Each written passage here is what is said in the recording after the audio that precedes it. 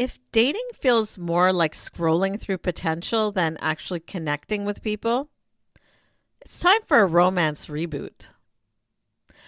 We're living in a low effort dating era, one where convenience has replaced curiosity, where hey is considered an opener, ghosting is normalized, love bombing is common, and breadcrumbing gets mistaken for interest. And yet, people are lonelier than ever. People aren't craving more options, they're craving real connections. Today's episode is your romance reboot. We're discussing modern dating standards, healthy effort, emotional reciprocity, and what it really looks like to build connection in a culture that's become comfortable with the bare minimum. If you're done entertaining low effort dating, tired of decoding mixed signals, and ready to raise your romance standards without becoming hardened or closed off, this conversation is for you. Because wanting effort doesn't make you too much. Wanting consistency doesn't make you needy. Wanting emotional maturity doesn't make you unrealistic. It makes you ready for something authentic. By the end of this episode, you'll see modern dating and your role in it through a more empowered lens, clear about your standards and grounded in your worth.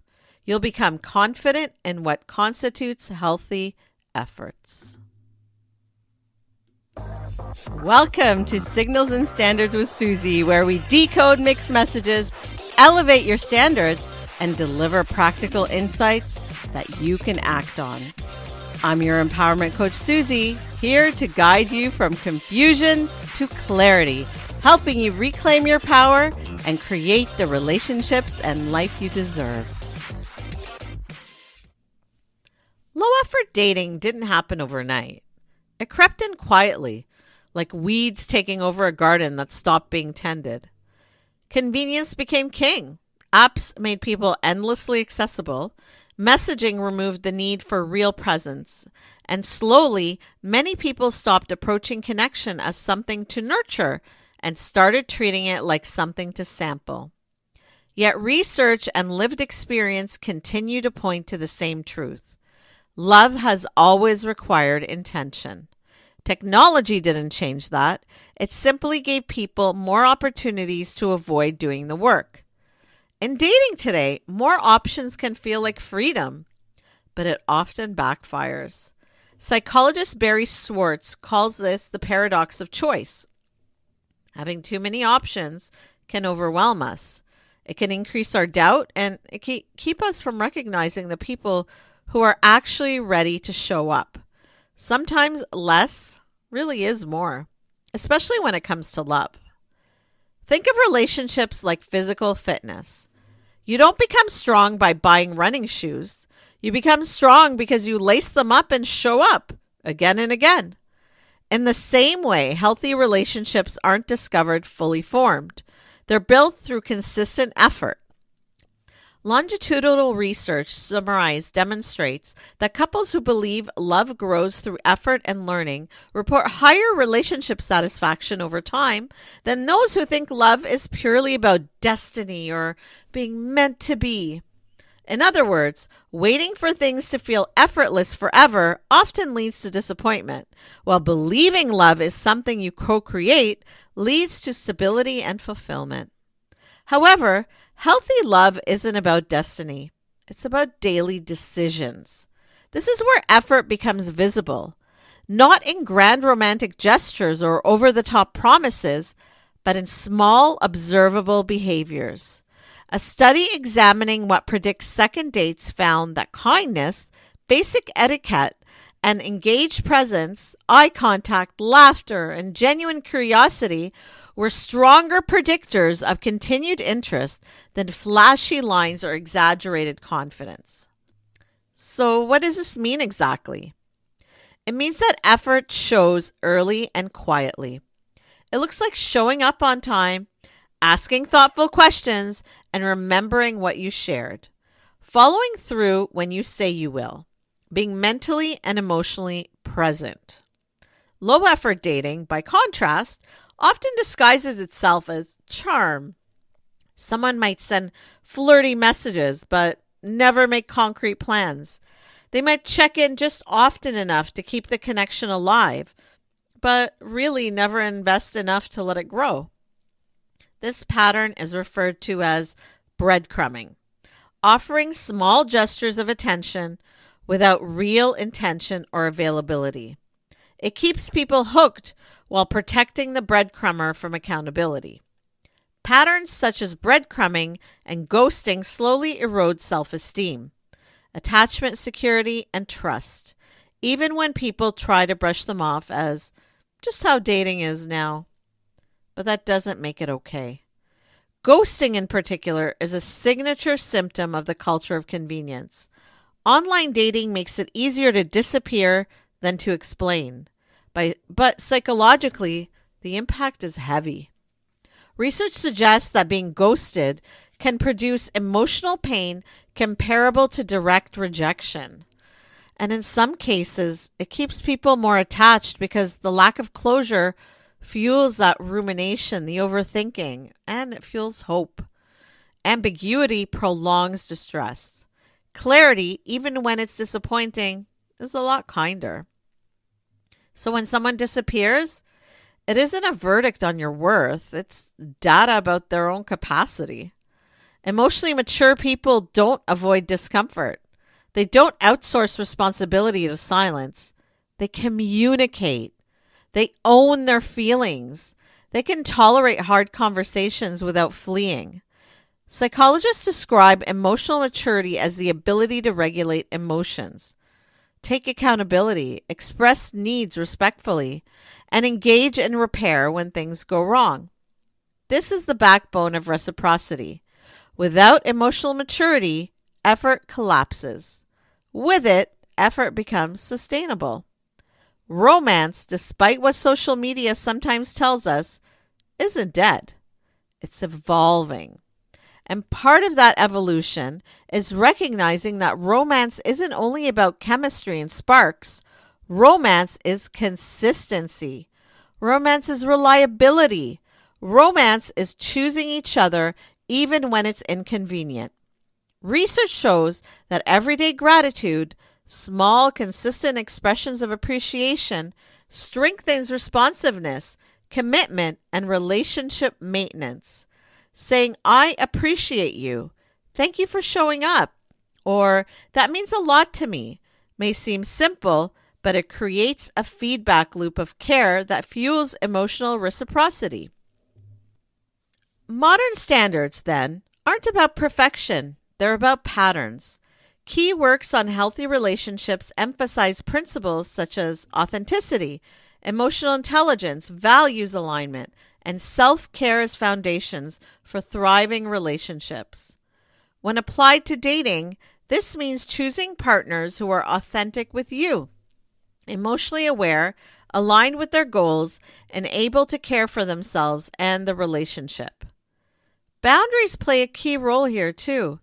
They aren't about shutting people out. They're about clearly communicating availability, priorities, and expectations. In dating, that might sound like, I'm looking for consistent communication, or I'm dating with intention, or I don't continue connections that feel one-sided. These statements aren't ultimatums, they're invitations to reciprocity. Low-effort dating collapses under standards. High-effort love rises to meet them. I have long emphasized in my writing that it's essential to spot low effort early, paying attention to consistency, follow through, and whether someone's actions match their words. When you keep your standards front and center, you waste less time negotiating with potential and more time aligning with reality. Here's the reframe that changes everything. You're not here to convince someone to choose you. You're here to select people who already know how to show up authentically and honestly.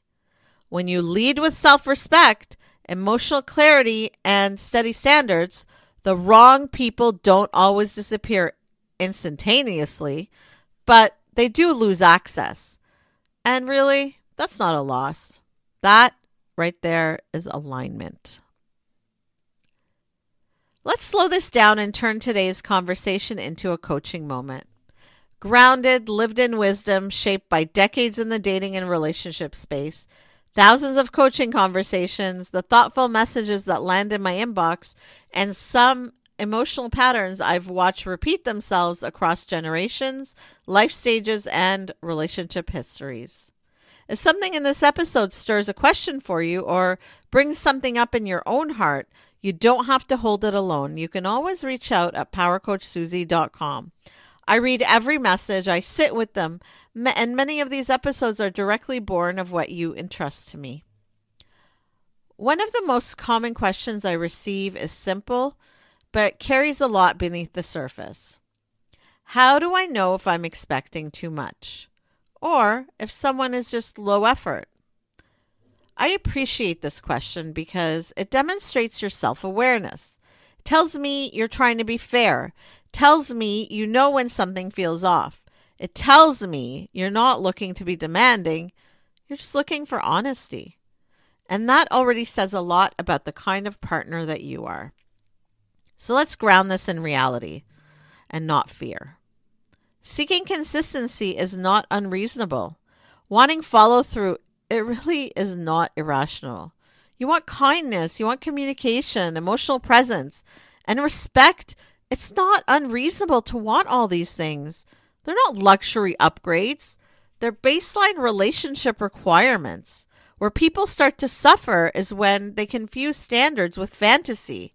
Wanting someone to suddenly become a different version of themselves than the one they've repeatedly shown you they are isn't a standards. It's evidence. Here's a simple lens I want you to start using. If you removed their words and only looked at their behavior, would you feel secure or would you feel confused? Would you feel hopeful? How about attached?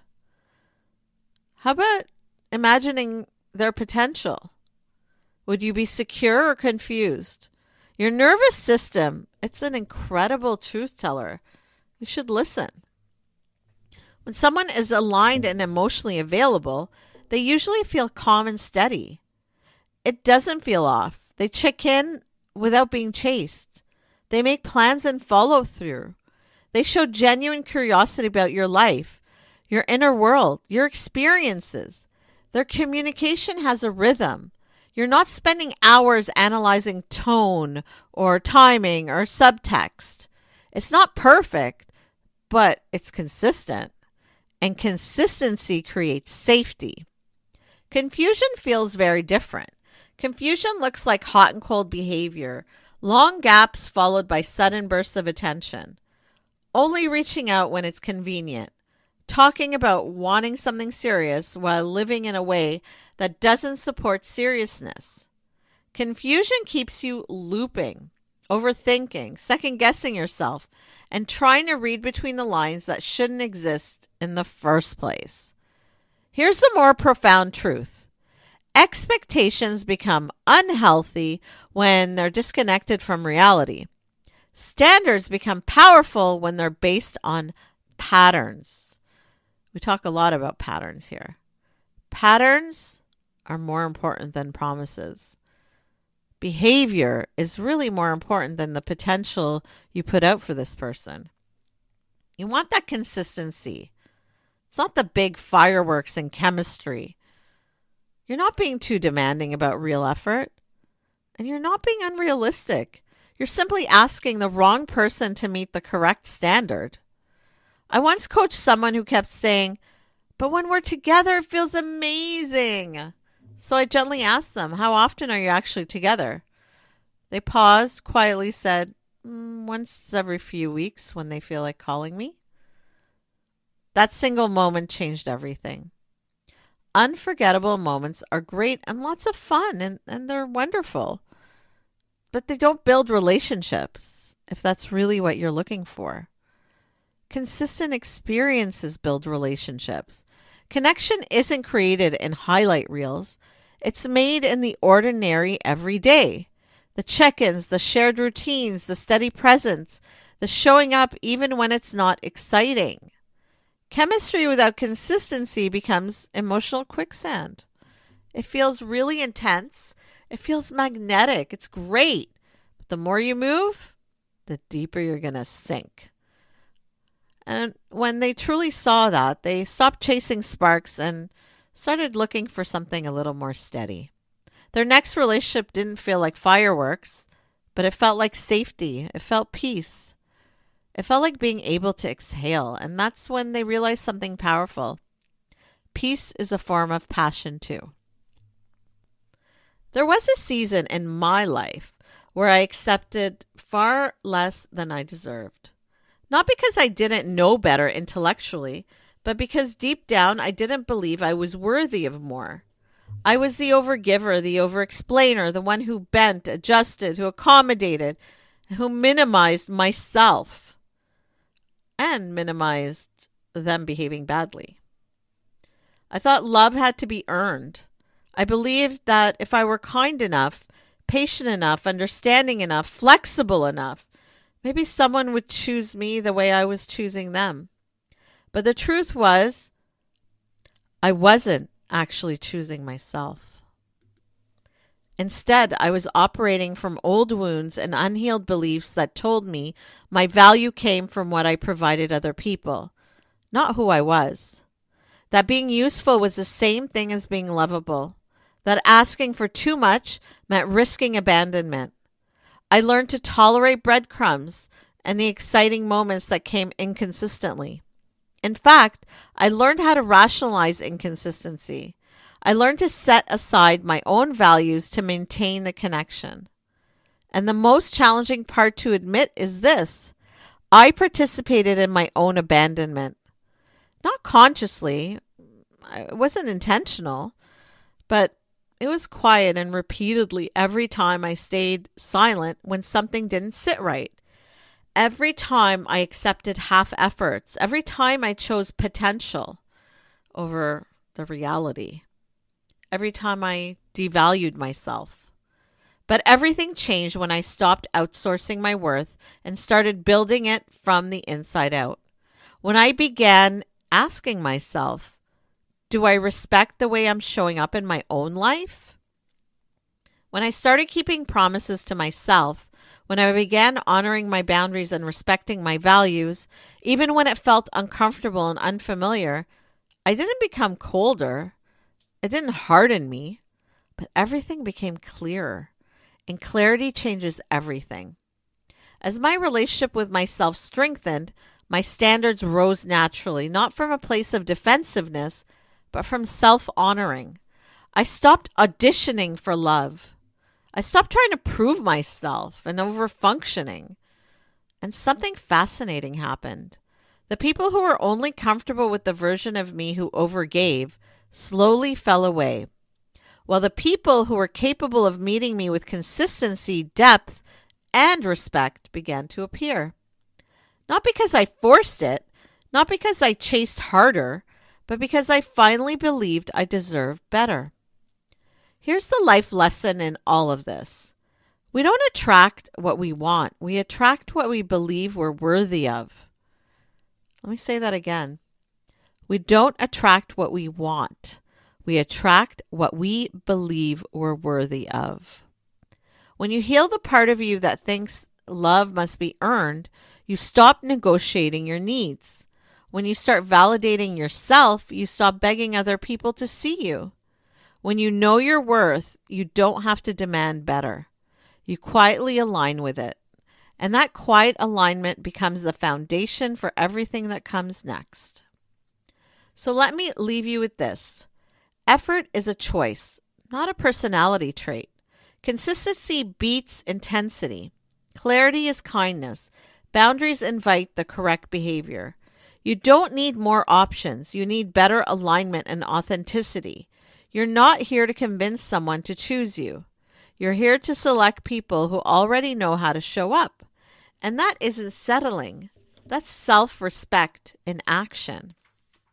Remember, effort is a choice, not a personality trait. Consistency beats intensity. Clarity is kindness. Boundaries invite the correct behavior. You don't need more options. You need better alignment. You are not here to convince someone to choose you. You are here to select people who already know how to show up. And that isn't settling. That's self-respect. So here's your affirmation and something powerful you can carry with you this week. It's simple, but it's very regulating and transformative as well. So repeat after me. I choose reciprocal love. I choose reciprocal love. I choose reciprocal love. This affirmation isn't just a sentence. It's a repatterning. It gently rewires the part of you that learned to equate love with struggle, with uncertainty, or even overgiving. It brings you back into alignment with mutuality. You don't need to chase anyone or convince them. You don't have to prove yourself or overperform. Consciously choosing connections where effort, care, curiosity, and presence flow in both directions. I choose reciprocal love.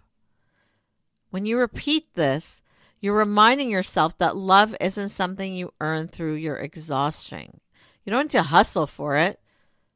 You don't have to secure it by shrinking. Reciprocal love is steady, responsive. It's safe. Say it when you're tempted to settle for crumbs because you're tired or get that 2 a.m. call, what you doing request. Say it when loneliness whispers that something is better than nothing. Say it when you feel proud of yourself for honoring a boundary. When you walk away from mixed signals. Say it when you choose yourself, even if it feels uncomfortable. Each time you repeat this affirmation, you're sending a clear message to your nervous system. I am allowed to have love that meets me. I am allowed to expect consistency. I am allowed to want mutual effort. Over time, this shifts what feels familiar. Chaos stops feeling exciting. Inconsistency stops feeling romantic. And you don't get any hope from breadcrumbs. Safety is attractive. Consistency is desirable. It's time to expect that rather than expect less. This romance reboot isn't about closing your heart or building walls. It's about sharpening your self-awareness and strengthening your self-respect. It's about knowing your needs and honoring your values, trusting yourself enough to walk away from what doesn't meet the standard of care you're committed to. Low-effort dating may be normalized in today's culture, but meaningful, intentional love has not disappeared. It still exists, and you don't find it by shrinking, settling, or convincing. You find it by staying rooted in who you are, by choosing alignment over potential, and by continuing to show up for yourself until someone meets you with the same clarity, from the same consistency and intention that you bring. It's not a fantasy. It's real romance. And it's a standard worth standing in. Thank you for being here and stepping into your power with me today. I look forward to seeing you next week for another empowering conversation. You can catch the episodes and shorter Power Shop bonuses anytime on my podcast, Signals and Standards with Suzie, available on all your favorite listening platforms. And if something in today's episode sparked a question, a reflection, or you want to dive deeper into building real connection and emotional clarity in your life, visit me at powercoachsuzie.com. I read every message and I love supporting you on your journey. Till next time. For daily inspiration and practical advice, find me on social media at powercoachsuzie. Got questions or ideas for the show? Head to powercoachsuzie.com where you can connect with me, explore the blog, or learn more about what I do. This is Suzie signing off. Until next time, keep reading the signals and never, ever lower your standards.